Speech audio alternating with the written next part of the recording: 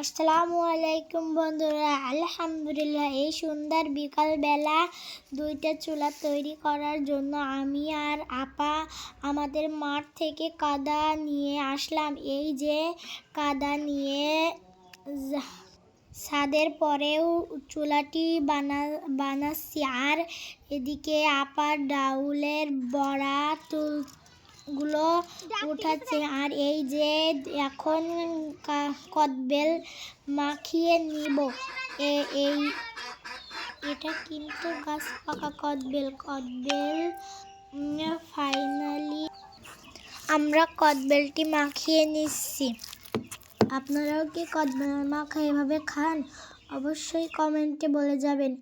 এবার আমরা সবাই মিলে কদবেল মাখা খাবো।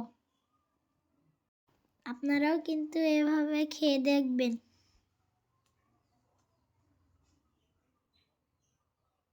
কদবেল মাখা খেতে অসাধারণ হয়েছে।